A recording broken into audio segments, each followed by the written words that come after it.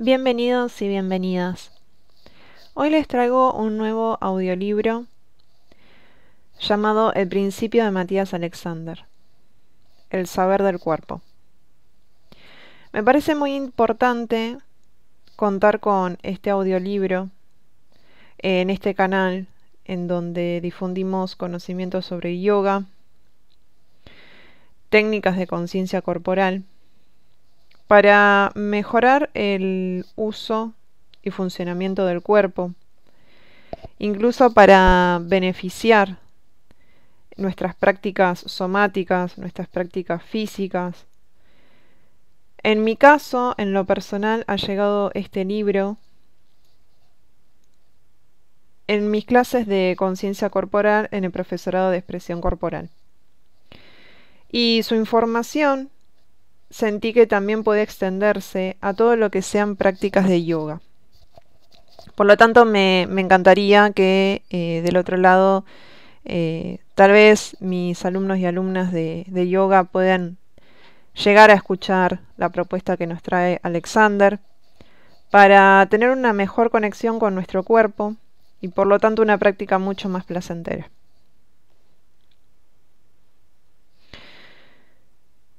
Este libro propone un modo muy diferente de vivir y de considerar la vida personal.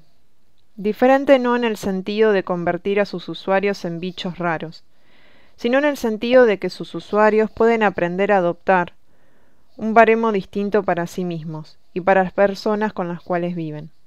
Diferente en tanto sus usuarios parecen capaces de adaptarse con más éxito que la mayoría a sus esferas sociales, artísticas y biológicas.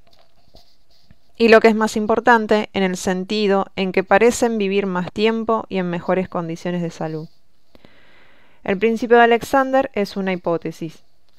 Establece que hay modos de usar el cuerpo mejores que otros, y que cuando esos modos se pierden, el funcionamiento comenzará a experimentar dificultades en aspectos importantes. La técnica de Alexander es un proceso de reeducación de toda actividad que involucra al sistema muscular, desde contestar al teléfono hasta hacer el amor, acentuando especialmente el descubrimiento del origen de las tensiones. Se trata así de una concepción de la vida de la persona que mediante la disciplina conduce a la libertad y a un bienestar que están al alcance de la mayoría de los individuos de todas las edades.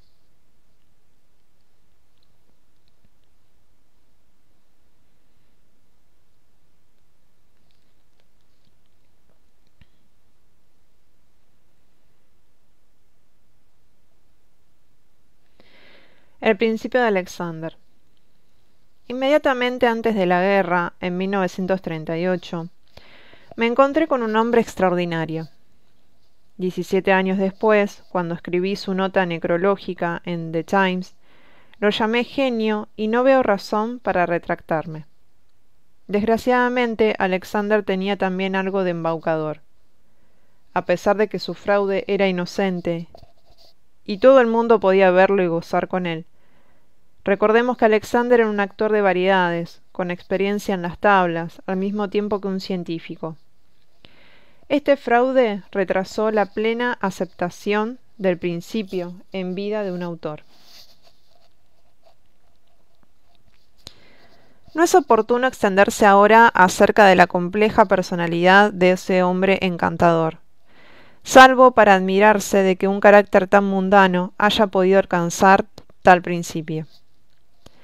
El embaucador que descubre que está en posesión de un método para fabricar oro genuino tiene grandes dificultades para convencer al mundo científico de que su método es digno de confianza, más aún si carece del lenguaje científico y solo apela a recursos del mundo cotidiano.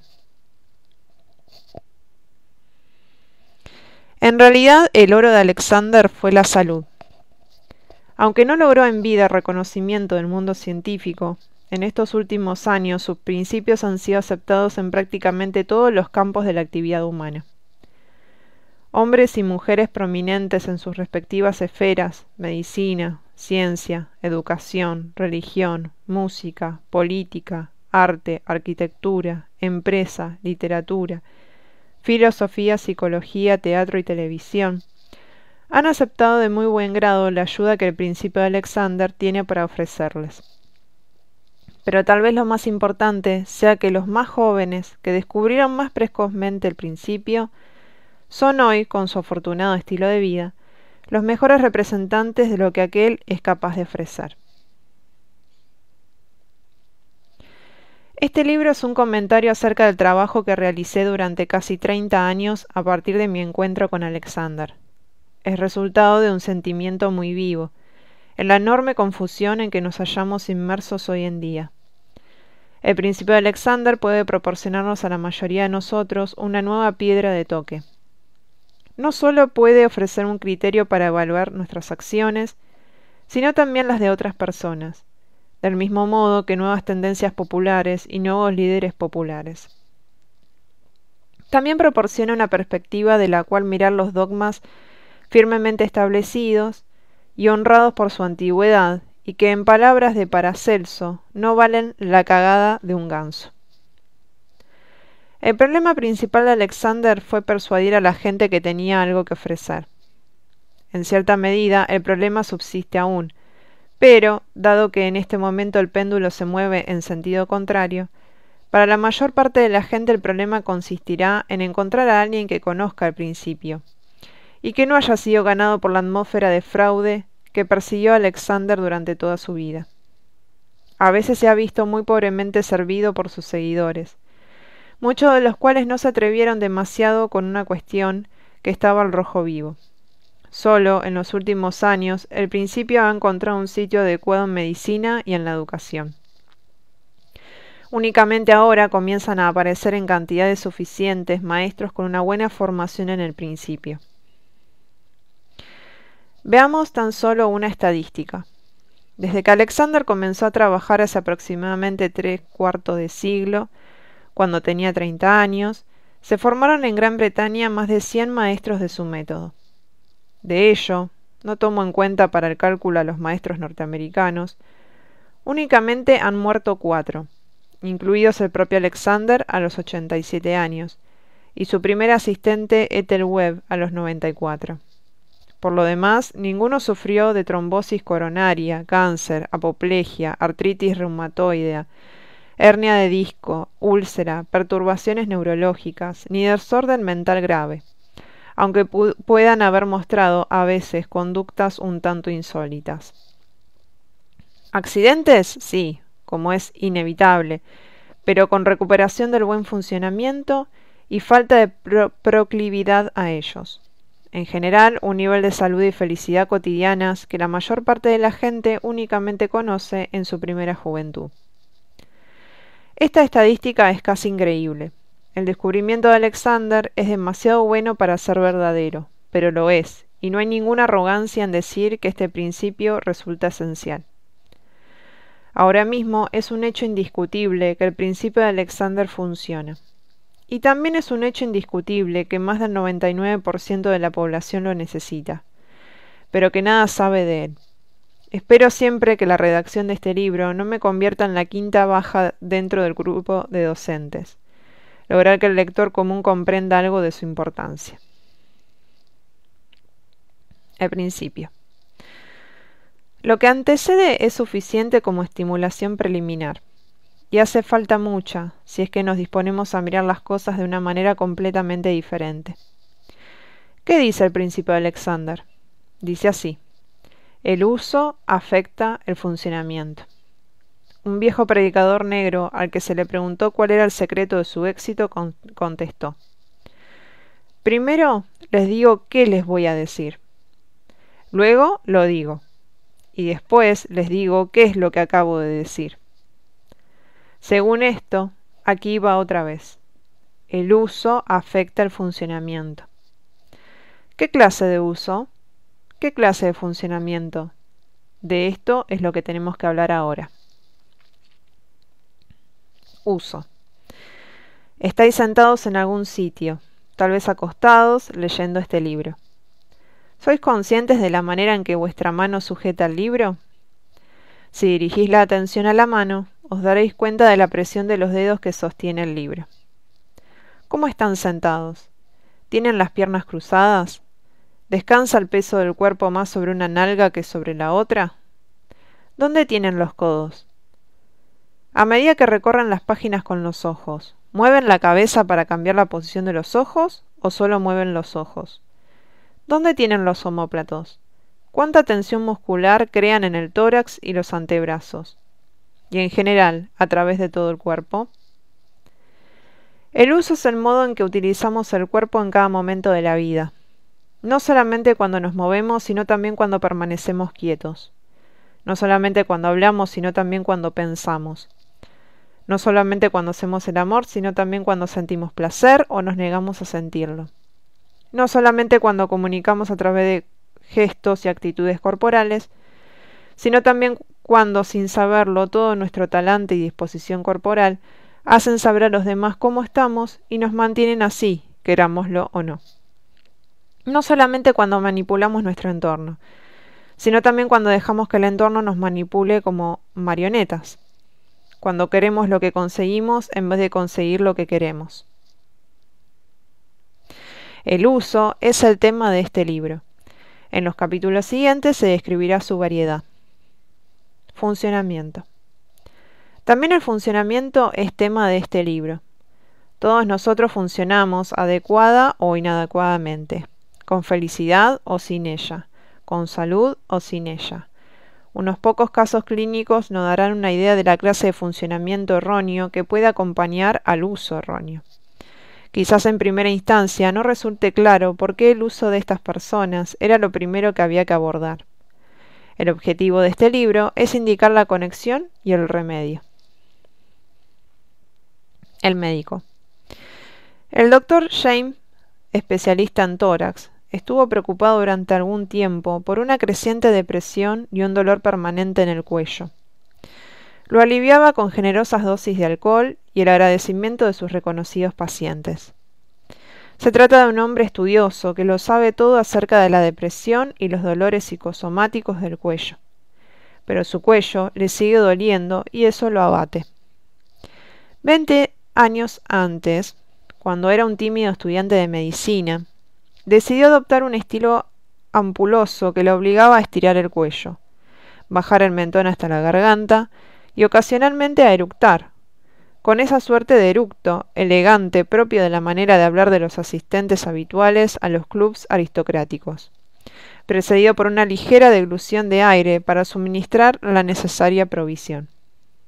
Unos años después, refinó la posición de la cabeza, girándola despreciativamente e hinchando el pecho de aire. Al cabo de algunos años realizaba estos movimientos aun cuando estuviera solo y sentado, completamente inmóvil. El eructo se le había convertido en hábito, y entre eructo y eructo endurecía la garganta y contenía la respiración. El doctor había consultado ya a sus colegas psiquiatras, y de mala gana había reducido mucho su trabajo al verse incapaz de concentración. No había la más remota posibilidad de que pusiera fin a su dolor de cuello, mientras no eliminara sus extraños hábitos musculares. Algunos de sus problemas serán tratados en el capítulo 6, Uso y enfermedad. La estudiante. Juana, una guapa muchacha de 19 años, estudiaba literatura inglesa en una de las universidades nuevas. En la escuela había aprobado dificultosamente el examen que le permitiría seguir estudiando superiores. Era básicamente una buena chica, y en el sexto curso era una de las 2 únicas chicas que nunca habían fumado y que se conservaban todavía vírgenes. Tras 2 días de universidad regresó a su casa porque decía no poder aguantarlo. No obstante, aunque de mala gana, convino en volver. Más adelante los padres habrían de lamentar no haberse dejado convencer por el rechazo instintivo de la hija. La muchacha se sentía dolorosamente incapaz de hablar con otras personas y se fue encerrando cada vez más en sí misma. A esta altura, lo mismo que muchos otros, pudo haber escogido dejarse llevar por el clima permisivo general y, también como muchos otros, y si su temperamento se lo hubiera permitido, haberse cansado de tal ambiente y haber hecho relaciones satisfactorias y estables, de las que utilizan las drogas sociales antidepresivas solo en calidad de placeres ocasionales y no como un refugio permanente. Juana, en cambio, cayó en una crisis nerviosa. Lloraba casi sin cesar, no precisamente con lágrimas, sino con una contracción atormentada de todo el cuerpo. Se le contraía el estómago, tenía las manos tensas y retorcidas, los ojos bajos, la cabeza caída sobre el pecho y los hombros alzados hasta las orejas. Los psiquiatras diagnosticaron depresión reactiva y la trataron con terapia de choque y drogas antidepresivas. Pero hasta que no se tuvo en cuenta el uso de la paciente, fue imposible dar con el punto de ruptura que mejorara el funcionamiento. La relación entre el uso y el funcionamiento mental se describe en el capítulo 7, Salud Mental, y 12, Aplicación del principio. La periodista. La señora Hermione X era muy conocida en el mundo de las revistas de la mujer. Bien informada y humana, se advertía fácilmente que asumía los problemas de sus lectoras bien informadas y humanas. Su buen tino la había alejado siempre de las sombras de la academia y la había protegido de precipitarse en el mundo de la tontería revolucionaria. A la edad de 45 años, casada, con los hijos ya crecidos y tiempo libre, comenzó de pronto a preguntarse qué le pasaba. Vino a hacerme una consulta relacionada con su hobby de tocar la flauta, pues su respiración y digitación eran totalmente impredecibles. Pero muy pronto me sometió a consideración todo un abanico de síntomas psicosomáticos. Enseguida resultó evidente que su problema principal residía en su vida sexual. Se ha dicho que el sexo siempre trae problemas. O bien uno siente preocupación por el sexo, lo cual es malo, o bien a uno no le preocupa el sexo, lo cual es todavía peor. El problema de Hermione estaba muy claro. Se sentía siempre en plena forma y podía verse arrastrada a la excitación sexual por verdaderas insignificancias. Pero cuando comenzaba a hacer realmente el amor, se volvía fría y como muerta. Cuanto más se esforzaba en lograr el orgasmo, más irritaba y menos sensible resultaba. Todo el espectro de problemas sexuales, en los que la utilización de los músculos desempeña un papel principal, se trata en el capítulo 8, la psicomecánica del sexo. Pero no hay que pensar en que todo se reduce a la pelvis tensa, la pelvis rígida de Reich. Cada uno de nosotros habrá elaborado su propio detallado y diversificado sistema de hábitos musculares, no solamente en la pelvis, sino en todo el cuerpo, utilizaciones que de pronto se hacen presentes reclamando su parte en la esencia, justamente en el momento más inoportuno, con lo que interfiere en el funcionamiento equilibrado que esperamos de nuestro cuerpo. El escolar. Eduardo tiene 11 años. 2 años antes sintió un extraño y fuerte latido, como una sucesión de golpes, en la parte de atrás de la cabeza. Y cuando la madre dio muestras de preocupación por lo que le ocurría, también él comenzó a sentirse muy turbado. El médico escolar no sabía explicar qué ocurría, ni tampoco pudo explicárselo todo un equipo de neurólogos, ortopedistas y otorrinolaringólogos a los que se consultó. El chico se volvía más y más hipocondríaco al respecto, y tenía largas conversaciones con su madre acerca de cómo había dicho que sentía los síntomas en tal o cual oportunidad. El médico de la familia terminó por hartarse del asunto, y el nuevo médico no tuvo gran cosa que ofrecer. Un amigo íntimo había oído hablar de un osteópata que hacía maravillas, de modo que el pobre chico fue al osteópata a que le dejara el cuello dolorido semana tras semana. Y el latido era una buena razón para no acometer actividades escolares cuando el estrés acechaba. Sin embargo, como sucede a menudo, la pauta de uso muscular de Eduardo comenzó a deteriorarse de un modo alarmante. Cuando vino a verme con su joven madre, no podía mantener el cuello y la espalda quietos durante más de unos segundos. Y a mí me fascinaba ver cómo la madre participaba plenamente en la pauta muscular de torsión y meneos espasmódicos del hijo. Se comunicaban entre sí mediante cambios fragmentarios de la adaptación muscular, a través de los cuales uno de ellos contestaba las señales o sugestiones del otro mediante un movimiento que debía ser contestado a su vez. Este juego de ping-pong muscular entre ambos era completamente inconsciente y me recordó a una psicoterapeuta junguiana que tenía el hábito de establecer rapport con sus pacientes por medio de una serie de meneos y gestos de asentimiento con la cabeza que eran para ella una exhibición de amistad, pero que los pacientes han de haber sentido como una irritante intromisión. La psicoterapeuta, a quien trataba yo de un estado de tensión muscular, dijo que cuando le enseñé un equilibrio, estado de reposo, sintió que no establecía un rapport adecuado con sus pacientes, aunque en realidad estos parecían más cómodos para hablarle. Eduardo no era un caso raro entre los muchachos de su edad, y tales problemas de crecimiento se describen en el capítulo 9, Desarrollo Personal. A los 11 años, el 70% de los chicos y chicas exhiben ya muy acusadas deficiencias musculares y posturales. Por lo general, esos defectos se manifiestan como ineficiencias y dificultades pasajeras de aprendizaje, que se acentúan en situaciones emocionales y presagian una adolescencia difícil en la cual los errores de la infancia se convertirán en defectos completamente desarrollados. A los 18 años, solo el 5% de la población está libre de defectos. El 15% tiene defectos ligeros, el 65% tiene defectos bastante graves y el 15% defectos gravísimos.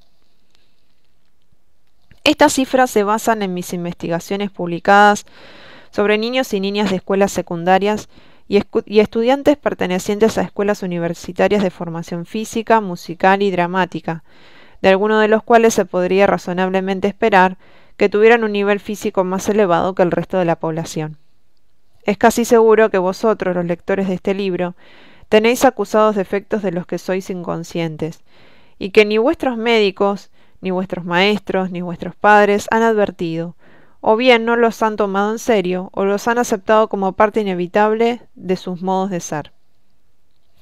Todas estas historias clínicas nos vienen a decir lo mismo, que el uso afecta al funcionamiento.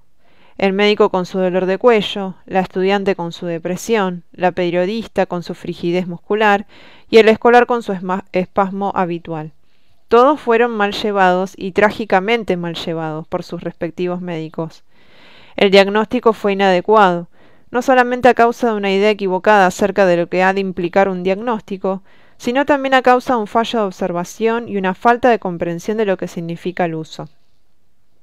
En los capítulos 5, Diagnósticos médicos, y 6, Uso y enfermedad, muestran en qué sitio del cuadro médico se inserta el principio de Alexander.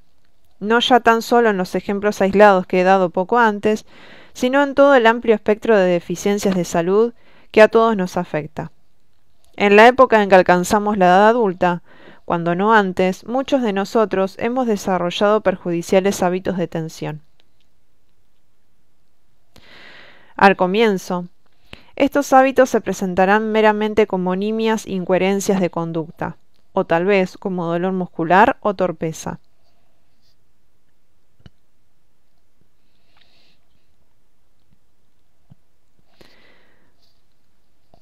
Sin embargo, a menudo se presentan como poderosos bloqueos que nos impiden la mejor adaptación precisamente cuando más la necesitamos, ya sea en la cotidiana tarea de las relaciones personales, ya sea en las situaciones más exigentes de los deportes competitivos, cuando hablamos en público, cuando ejecutamos música o cuando hacemos el amor.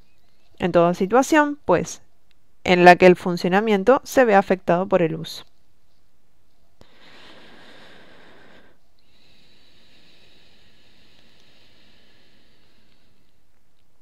Matías Alexander. En un primer momento, el principio de Alexander suena a algo engañosamente simple. Lo he llamado principio de Alexander porque, por lo que sé, ha sido Alexander el primero en establecerlo. En este libro me esfuerzo por dar una explicación del mismo que pueda ayudar a quien jamás ha oído hablar de él. Sobre Matías Alexander se han escrito muchas inexactitudes. Yo lo traté íntimamente durante un decenio. Me casé con una pariente suya y durante largo tiempo dirigí el Alexander Journal. En sus últimos años nos pidió a mi mujer y a mí que nos hiciéramos cargo del futuro de su obra. pedido ante el cual fundé la Asociación de Profesores de la Técnica de Alexander para cumplir con el propósito deseado. Conozco muy bien sus características personales, que hoy, una vez muerto, lucen extraordinariamente bien, por mucho que en vida de Alexander irritaran a muchas personas. Sospecho que, si Alexander viviera en la actualidad, su palabra hablaría con gran claridad de nuestra condición presente. Sus predicciones acerca de nuestra infelicidad presente, tanto personal como social, se han convertido en realidad casi tal cual él las enunciara. Tal vez deba mencionar brevemente el contacto que yo mismo mantuve con él y con sus ideas antes y después de la guerra. Alexander llegó a Londres en 1904, a la edad de 34 años, procedente de Sídney, donde había dirigido el Conservatorio de Ópera y Arte Dramático de Sídney. Su concepto de uso no estaba todavía formulado con claridad por entonces, pero entre 1904 y 1955 publicó 4 libros, el más corto de los cuales, y tal vez el más incisivo, fue El uso de sí mismo. Este libro despertó considerable interés de parte de médicos y maestros, así como muchos de nosotros, especialmente en la década de los años 30. Por ejemplo, George Bernard Shaw, Aldous Huxley, Stafford Cripps y el arzobispo William Temple fueron alumnos suyos. Supe por primera vez algo acerca de Alexander en las páginas Ends and Means de Aldous Huxley en 1937. Casi todo lo que decía me impresionó, y decidí entonces estudiar con él para aprender a enseñar sus métodos. Establecimos un vínculo muy estrecho y en 1940 me extendió el certificado de profesor, inmediatamente después del estallido de la guerra. Se hizo difícil trabajar en el Londres de la guerra, de modo que en el verano de 1940 fue evacuado a Estados Unidos con su escuela. En esa época parecía que su obra y su principio se perderían fácilmente, pues casi todos sus maestros estaban incorporados a los servicios militares. Yo mismo pasé unos años aburridos como oficial médico en un regimiento, con escaso contacto tanto con el enemigo como con la medicina. Sin embargo, ello me brindó la oportunidad de extender nuestra investigación a grupos más amplios de hombres y mujeres jóvenes que se hallaban en estado de gran tensión emocional y física, y de confirmar con el proceso muchas observaciones de Alexander sobre el uso. La extensa aplicación e importancia de este principio no se hizo evidente de inmediato en la primera parte de este siglo. Alexander había encontrado por primera vez su principio en el estudio que realizara sobre el acto de hablar, y había hecho la más trillada observación de que el modo en que la gente usa sus músculos afecta el modo de funcionar de sus voces. Digo trillado porque muchas escuelas de entrenamiento de la elocución, terapia del habla y arte dramático se dedican hoy precisamente a tal estudio de la mecánica de la función de la voz. Lo que no era banal en su observación era la minuciosidad de su análisis de los factores físicos y psicológicos implicados en el uso, así como su percepción de que por medio de su método de análisis detallado, una gran cantidad de perturbaciones físicas y psicológicas, perturbaciones sin conexión con la voz, aparecerían bajo una luz completamente nueva. Alexander advirtió que durante su vida solo llegó al umbral de las nuevas posibilidades que su enfoque había abierto.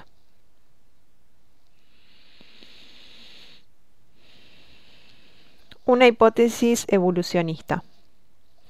El principio de Alexander es una hipótesis.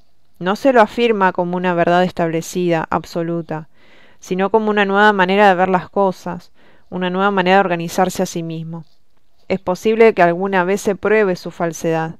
La evolución humana es una historia de ensayos con éxitos y sin éxitos, pero también es posible que se pruebe que constituye una de las hipótesis evolucionistas más importantes que los seres humanos hayan concebido jamás acerca de sí mismos. El principio propone un modo muy diferente de vivir y de considerar la vida personal. Diferente no en el sentido de convertir a sus usuarios en bichos raros, sino en el sentido de que sus usuarios pueden aprender a adoptar una vara distinta para sí mismos y para las personas con las cuales viven.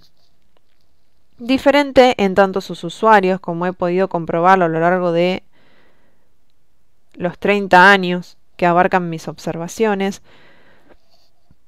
parecen capaces de adaptarse con mayor éxito que la mayoría a sus esferas sociales, artísticas y biológicas. Y lo que es más importante, en el sentido en que parecen vivir más tiempo y en mejores condiciones de salud. El principio de Alexander establece que hay modos de usar el cuerpo mejores que otros, y que cuando esos modos mejores de usar el cuerpo se pierden, el funcionamiento comenzará a experimentar dificultades en aspectos importantes, que vale la pena evaluar a otras personas por el uso que hacen de sí mismas, que por inteligente y poderoso que un hombre pueda parecer, por bien dotada que una mujer pueda estar en materia de belleza y de encanto, por rica que una persona pueda ser en dinero y en contactos, todos resultan sospechosos y su uso es sospechoso. No se trata de un enfoque de medicina marginal, de una educación neoprogresista, de una evasión religiosa, ni de una ciencia de curanderos.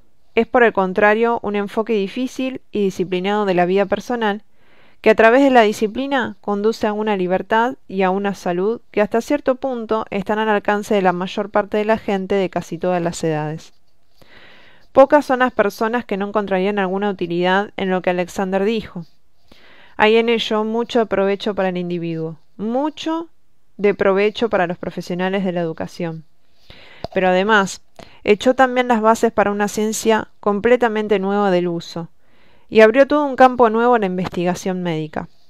Los capítulos 2, 3 y 4 analizarán los principios del uso, el equilibrio y el reposo. A ello nos dedicaremos ahora.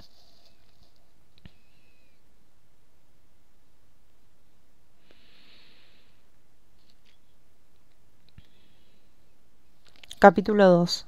El uso. La mayoría de nosotros es fatalista respecto del cuerpo propio. Según la suerte que nos haya tocado, esperamos llegar a ser altos, bajos, gordos, delgados, débiles, musculosos, agraciados o torpes. Cuando somos jóvenes esperamos crecer y llegar a viejos, y esperamos deteriorarnos al pasar la edad adulta. Creemos que nuestros defectos estructurales dependen de nuestro destino y de nuestros padres, no de nosotros mismos. Pensamos que nuestro potencial corporal está inexorablemente limitado por nuestro programa genético inicial.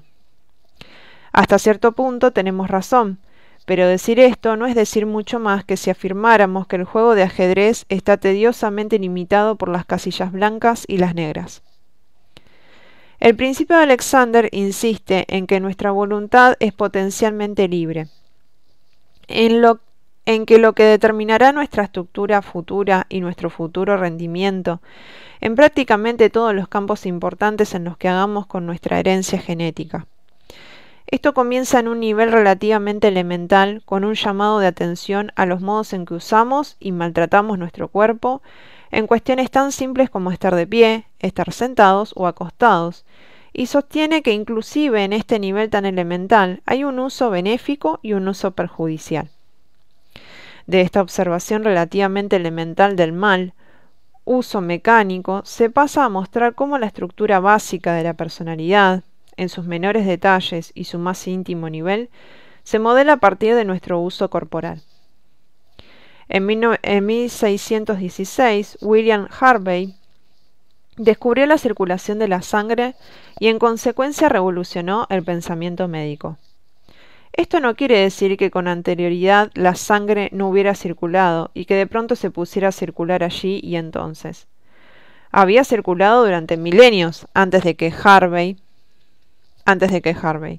aunque de manera imperfecta, describiera por primera vez lo que pasaba. Analógicamente, el tipo de uso que Alexander describió había estado presente desde épocas inmemoriales.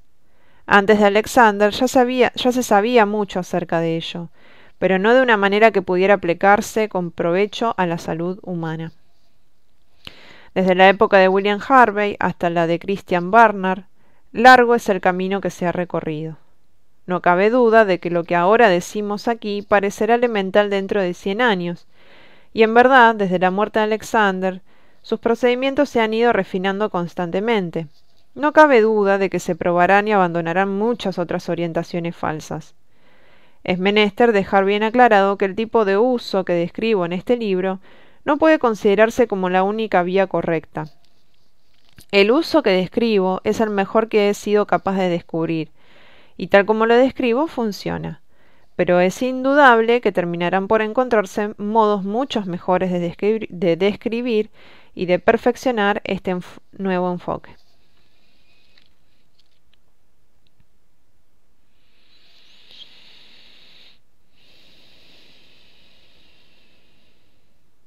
El descubrimiento de Alexander del uso erróneo. Alexander nació en 1868 en la Australia rural. A juzgar por la crónica teatral, fue un joven actor de éxito en Sídney hasta que una afección de la voz lo atormentó de manera creciente. En el siglo XIX se sabía poco de foniatría y de logopedia, de modo que para Alexander la recurrente pérdida de la voz supuso el prematuro final de su carrera escénica.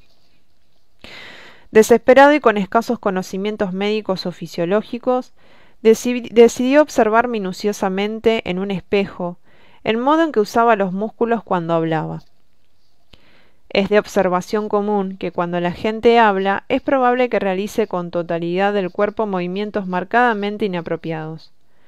A menudo una mirada a una pantalla de televisión mostrará anunciadores y comentaristas con persistentes amaneramientos cuando hablan. Alexander quedó particularmente sorprendido por los curiosos movimientos que hacía con el cuello y la cabeza mientras hablaba. Y aunque son muchos los tipos de movimientos extraños que pueden darse en esta región, escogió el más común, que consiste en inclinar la cabeza hacia atrás, sobre la nuca, y hacia abajo, sobre el pecho. En este momento, y en verdad por el resto de su vida, se preocupó por los hábitos musculares que surgen cuando la gente reacciona ante un estímulo. Era en realidad un producto de su época, con su psicología de estímulo-respuesta y el conductismo que Pavlov y sus perros ayudaban a fomentar. Afortunadamente, las observaciones iniciales de Alexander le dieron el impulso suficiente para permitirle desarrollar y refinar sus métodos hasta el fin de sus días. Es menester comprender, y no dejarse intimidar por ella, la exuberancia que exhibió acerca de su descubrimiento inicial y una exuberancia razonable, puesto que sus problemas de voz desaparecieron una vez que hubo él aprendido cómo dejar de llevar la cabeza hacia atrás y hacia adelante. El control primario. La observación de Alexander de su mal uso inconsciente del cuello y la cabeza lo llevaron a dominar control primario al uso mejorado. Al respecto decía en The Lancet: cuando experimentaba diversas maneras de usar de mí mismo en un intento de mejorar el funcionamiento de mis órganos vocales, descubrí que un cierto uso de la cabeza en relación con el cuello y de ésta en relación con el torso constituía un control primario de los mecanismos como un todo. Alexander y algunos de sus seguidores parecieron en cierto momento otorgar un significado casi mágico al control primario. Amigos médicos le dieron información acerca de los centros de control en el cerebro medio en términos tales que parecían implicar una conciencia interna de tal centro, que sería capaz de ejercer un control primario sobre el resto del cuerpo. Sombra de Descartes y su cuerpo pineal. Pocas personas encontraron hoy alguna utilidad en hablar de un control primario, aun cuando en el pasado la expresión pusiera de relieve la importancia primordial de un uso adecuado de la cabeza y el cuello, en una época en la que los anatomistas y fisiólogos no tenían explicación clara que dar acerca de los factores responsables del equilibrio. Afortunadamente, la hipótesis del control primario no limitó el desarrollo de los métodos de enseñanza práctica de Alexander, aunque sin duda afectó el énfasis de su enseñanza. Retracción de la cabeza.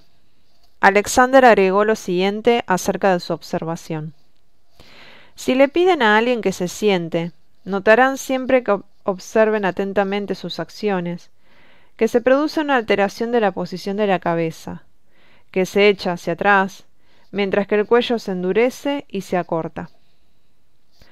He aquí un punto tan bueno como cualquier otro para comenzar, y al poco tiempo de haberme interesado por Alexander, pensé que debía detenerme a considerar si lo que él decía al respecto era verdad. Tuve la oportunidad de llevar a cabo un experimento con 105 varones jóvenes, de entre 17 y 22 años. Se trata de un experimento que cualquiera puede reproducir. La lámina 1, frente a la página 97, muestra a un hombre joven y una chica sentándose. Puede verse que al hacerlo, ambos echan la cabeza hacia atrás. Cuando sometí al experimento a los 105 varones jóvenes, les até una cinta métrica a la parte de atrás de la cabeza, e hice una marca de tinta sobre la vértebra prominente que señala el punto en el que el cuello se articula con el tórax, que es la figura 1A, la que está a la izquierda. Luego les pedí que se sentaran y mientras lo hacían observé en qué medida la cinta métrica se desplazaba hacia abajo respecto de la marca de tinta, que está en la figura 1B, el de la derecha. De los 105 sujetos, tan solo uno no echó la cabeza hacia atrás, ni, en consecuencia, movió la cinta hacia abajo. 56 la movieron hacia abajo, 5 centímetros o más. 43 lo hicieron entre 2.5 y 5 centímetros, mientras que 9 la movieron menos de 2,5 centímetros. Los más jóvenes echaban la cabeza hacia atrás y hacia abajo en menor medida que los mayores. Pero lo más interesante fue cuando les pedí que lo evitaran. Solo 11 de ellos fueron capaces de dejar de contraer la cabeza entre los hombros, por mucho que se esforzaran. Sir Charles Sherrington, en 1951, en neurofisiólogo, quien prestó alentadora atención a la obra de Alexander durante los años 30, señaló cuán complicado puede ser algo tan simple como sentarse. He aquí sus palabras. Su ejecución requiere el grado de acción adecuado de muchos músculos y nervios, unos cientos o miles de fibras nerviosas y quizás una cantidad 100 veces mayor de fibras musculares. Diversas partes de mi cerebro se ven involucradas en el ordenamiento de la acción, y al hacerlo, la corrección de la acción del cerebro depende de la recepción y envío de millares de mensajes nerviosos y del registro y ajuste de las presiones y tensiones provenientes de distintas partes de mí. No es sorprendente que la mayoría de estos jóvenes no pudieran introducir cambios en su movimiento habitual de cabeza por el mero recurso de tratar de hacerlo. No podemos alterar nuestro modo habitual de hacer las cosas meramente por la decisión de hacerlas de otra manera. Nuestra voluntad es potencialmente libre, pero para liberarla, para la acción efectiva, necesitamos ciertos principios de uso sobre los cuales fundar nuestras acciones. El uso de la cabeza. De los 105 jóvenes del experimento, 104 mostraron este uso particular de la cabeza, que consiste en echar el cráneo hacia atrás sobre el cuello. Lo primero que se ha de decidir es si semejante uso habitual de la cabeza y el cuello es importante. Digamos simplemente que, de acuerdo con el principio de Alexander, el de la lámina 2A es un mal uso. El último análisis, el que se prefiera otras formas del uso a la del uso de Alexander, es una cuestión de gusto. Es en verdad la cuestión de preferir la enfermedad a la salud, estar dolorido a estar cómodo. Para mí es evidente que la posición del chico de la lámina 2C es mejor que la de la lámina 2B, que la lámina 14C es mejor que la 14A, que algo va mal si los niños surgen de la adolescencia con el aspecto de la lámina 3B, que la apariencia gibosa de los dos estudiantes de la lámina 4 es estéticamente desagradable y perjudicial, entre otras cosas, para la actividad respiratoria. Sin embargo, estas posiciones gibosas y de retracción cefálica son, hoy en día, la regla, tanto en los hogares como en las aulas escolares y las salas de lectura, en los teatros, en los coches y el transporte público, y por supuesto en las instituciones intelectuales y el Parlamento, también en la Iglesia.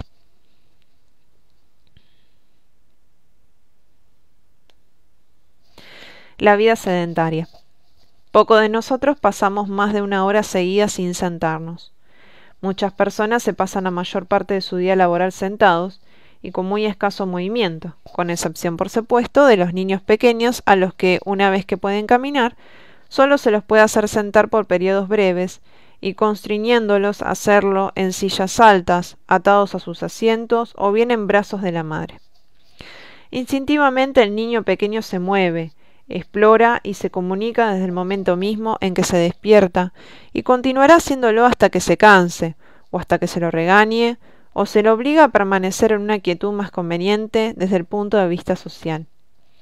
Esta represión es un rasgo inevitable de la vida escolar, cuyo resultado es que el niño en crecimiento puede permanecer sentado ante un pupitre durante horas en una clase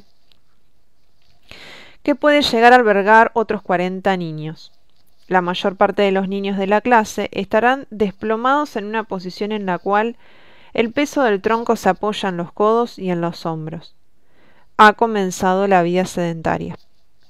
Puesto que pasamos la mayor parte de la vida en una posición sedentaria, y la mayoría de los hombres y las mujeres de las altas esferas del gobierno, la industria, la medicina, el derecho, la música y la educación, pasarán muchos años sentados mientras se preparan para su trabajo, pareciera importante analizar cómo hacemos uso de nosotros mismos en esa posición. Sentarse. ¿Qué hacemos habitualmente para sentarnos? Más del 99% de nosotros, como lo ejemplifican los 105 jóvenes del experimento antedicho, y como lo confirman los estudios sobre grupos de todas las edades a partir de la pubertad, cuando nos sentamos y cuando nos ponemos de pie, echamos la parte de atrás del cráneo hacia abajo, hacia la nuca. Por lo general, a menos que seamos actores o bailarines, somos relativamente inconscientes del modo en que usamos nuestro cuerpo cuando realizamos nuestras actividades cotidianas. Cuando queremos sentarnos, caminamos hacia el asiento disponible, calculamos rápidamente la altura del asiento y plantamos en él las nalgas sin más, de manera tal de no tropezar con otras personas y otros objetos y sin dejar demasiado muslo libre. Normalmente en este proceso se tira atrás la cabeza y se curva la espina dorsal. Una vez alcanzado el asiento, arrastramos los pies y nos movemos para evitar que la ropa se arrastre y se pliegue. Luego dejamos desplomar el cuerpo mientras mantenemos la cabeza y el cuello en una posición que nos permita el intercambio social, la lectura o la escritura. La mayor parte de las veces, esto incluye la utilización de los brazos y los hombros como postes para aguantar el cuerpo desplomado. Para comer, la cara cae hacia el plato. Para ver televisión, una vez inducida la hipnosis inicial, el cuerpo se desploma hasta el punto más bajo de la curvatura que permite a los ojos mirar hacia adelante. Es un milagro que los seres humanos sobrevivan a todo esto. La tragedia está en que no conocen nada mejor y que en el momento en que el cuerpo comienza a clamar «basta», se encuentran prisioneros de ideas fijas y de compromisos sociales.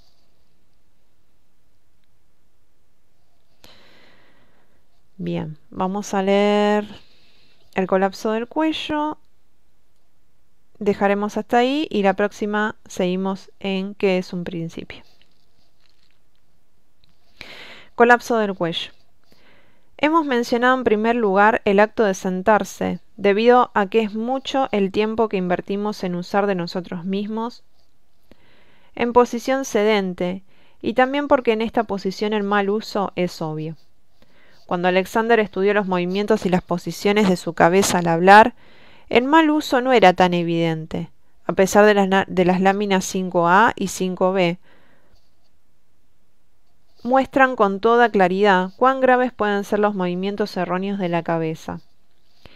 Y si utilizamos la foto del dentista de la lámina 6 y observamos la posición de la cabeza y el cuello cuando se inclina sobre un paciente, es evidente que su mal uso consiste en la caída del cuello hacia adelante y en la curvatura de la parte superior de la espalda.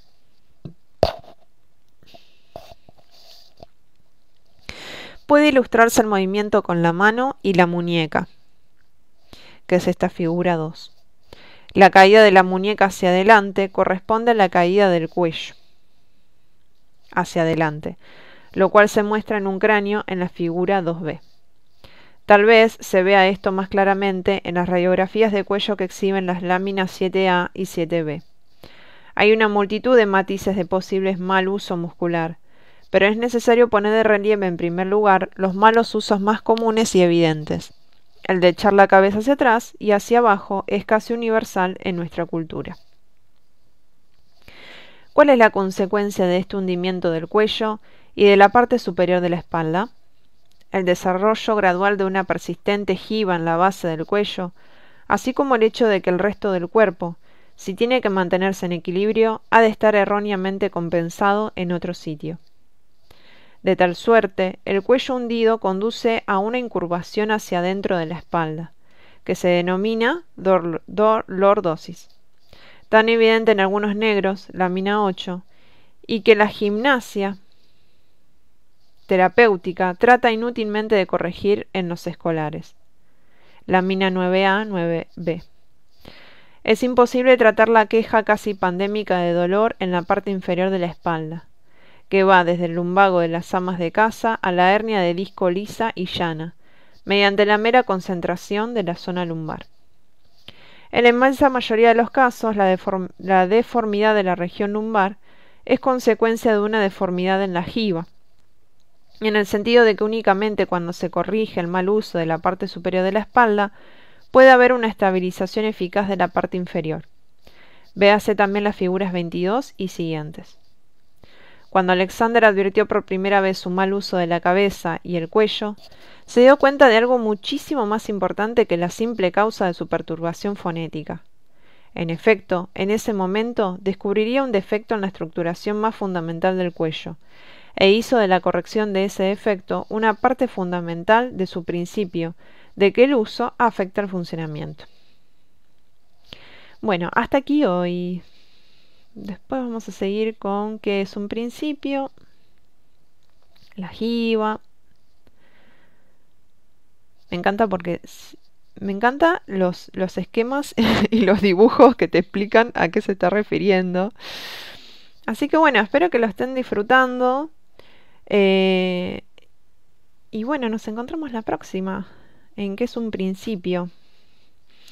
Les invito a que le den me gusta si les interesa este tema.